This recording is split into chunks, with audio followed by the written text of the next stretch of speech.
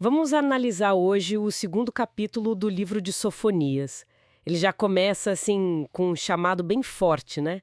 Para uma nação sem pudor, que a gente entende como Judá, provavelmente, para se reunir, se arrepender antes que chegue o dia da ira do Senhor. É.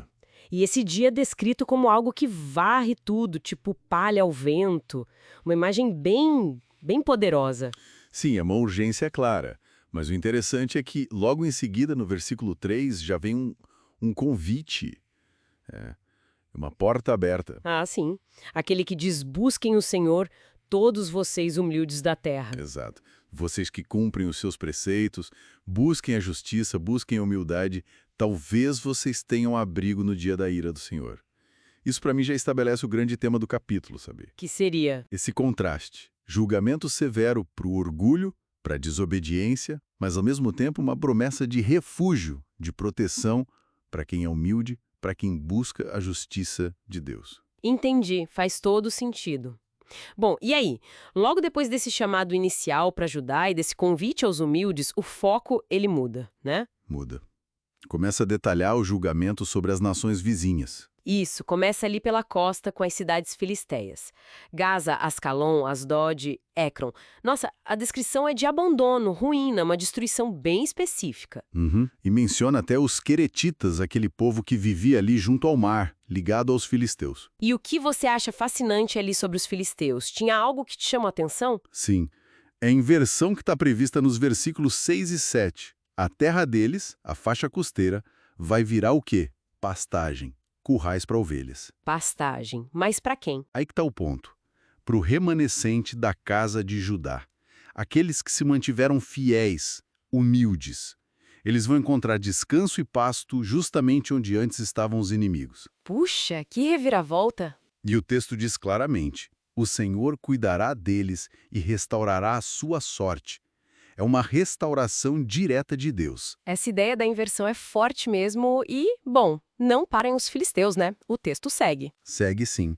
Vai para os vizinhos do leste, Moabe e Amon. Ah, esses sempre aparecem. E o que diz sobre eles? Diz que o Senhor ouviu. Ouviu os insultos, as ameaças, a zombaria deles contra o povo de Israel e contra a terra prometida. E a consequência para eles é? Olha, a comparação é pesada. Sodoma e Gomorra. Nossa. A terra deles vai virar um lugar de urtigas, poços de sal, desolação. Para sempre. E o texto reforça. Isso é retribuição pelo orgulho e pela zombaria. Então, de novo, o orgulho como a raiz do problema. Exatamente. E, mais uma vez, quem se beneficia no final? O remanescente do povo de Israel. Eles vão saquear e herdar a terra deles. O padrão se repete. Orgulho leva à queda, humildade leva à herança, à restauração. E essa comparação com Sodoma e Gomorra, ela não é por acaso, né? Mostra uma gravidade especial nesse tipo de orgulho, essa zombaria contra o povo de Deus. Sem dúvida. É como se fosse um desafio direto a Deus, não só uma rivalidade entre povos. Por isso a imagem tão drástica. Entendi. Bom, e depois de Moabe e Amon, a visão parece que se amplia ainda mais, né? Sim, o versículo 11 é chave. Diz que o Senhor vai se mostrar temível. Vai fazer o quê? Destruir os deuses da terra. Destruir os deuses. Isso é impactante. E o resultado?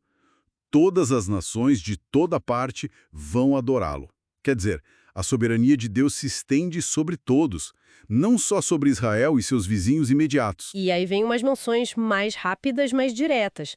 Aos cuxitas, ao sul. Isso, que seriam mortos pela espada. E, claro, a grande potência da época, ao norte, a Assíria. E o foco na Síria é Nínive, a capital. A descrição da queda dela é... uau! É muito vívida, né? Nínive te via como centro do universo, autoconfiante, dizendo: eu sou e não há outra além de mim. Essa frase é o puro suco da arrogância. Total. E o que acontece com ela? Desolação total, seca como um deserto. Vira um covil para animais selvagens. Fala de aves de rapina nos capitéis, entulho nas portas, até as vigas de cedro expostas. Uma ruína completa. Essa descrição detalhada é quase um clímax, né? Serve para reforçar o tema central do capítulo todo. Nenhum poder humano, por mais seguro e arrogante que se sinta, como Nínive se sentia, está imune ao julgamento divino contra a soberba. Então, Amarrando tudo isso, o capítulo 2 de Sofônias traça um quadro bem forte. De um lado, advertências muito sérias sobre as consequências do orgulho, da opressão, da autossuficiência, seja da própria Judá ou das nações ao redor, e até impérios como a Síria. Exato. Um julgamento que não poupa ninguém que se exalta. Mas do outro lado, e isso é constante, tem essa mensagem de esperança, de proteção, de refúgio para quem? Para o remanescente, para aqueles que buscam a humildade, a justiça diante de Deus. Essa é a dinâmica, né? Advertência e esperança caminhando juntas. E a queda dessas potências, como Nínive, que se achavam invulneráveis, funciona como um alerta muito poderoso sobre a fragilidade do poder que se baseia só em si mesmo, na arrogância. E isso, claro, nos leva a pensar, né? Vendo essas cidades e nações tão poderosas que se achavam o máximo em segurança e poder, sendo descritas como ruínas. O que essa narrativa de Sofonias sugere sobre onde está a verdadeira segurança, onde está a verdadeira base do poder? Tanto para eles, naquela época, quanto, bom, talvez para nós hoje, refletindo sobre isso.